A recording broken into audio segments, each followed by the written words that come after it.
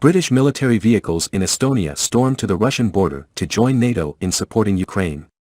British military vehicles have been seen heading towards the Russian border. Many Britons filmed a short video showing a convoy of tanks in the back of an HGV transport truck. One of the drivers can be heard saying, "We're following the tanks into battle. We will go straight to the Ukrainian battlefield." British troops and assets form part of the NATO alliance. The Royal Marines are now part of a major operation in the Arctic Circle involving tens of thousands of NATO troops. With the invasion of Ukraine now in its second week, the UK government has called for increased British military support for Kyiv. Last week, Prime Minister Boris Johnson said Western allies will agree on a huge package of economic sanctions designed in time to make it difficult for the Russian economy. However, Conservative MP David Davis tweeted, "If we don't provide military support, more than 40 million Ukrainians will go from living in a democracy to living under a brutal dictatorship.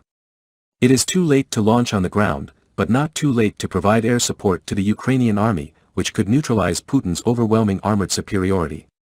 The British Ministry of Defence has announced various deployments of British troops around Eastern Europe.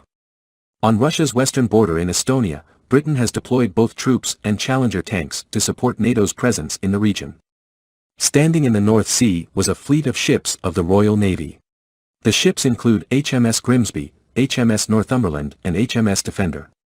HMS Diamond, a Type 45 guided missile destroyer, is also in the Mediterranean Sea with HMS Echo. HMS Trent is also in the Mediterranean carrying a contingent of Royal Marines. Two aircraft carriers of the Royal Navy, HMS Queen Elizabeth and HMS Prince of Wales, are currently docked at Portsmouth. The second will be deployed later this month to take part in NATO exercises off the coast of Norway. The RAF has also maintained a high presence and is on high alert at all times. Cyprus-based Typhoon Jets has had 4 more added to its current fleet. British jets are also patrolling Poland and Romania as part of a broader NATO operation. An RAF Poseidon based in Sicily is also on patrol. Intelligence-gathering aircraft have been seen operating near Ukraine. At the beginning of February, an additional 350 troops were also sent to Poland, adding to the 100 already in the country.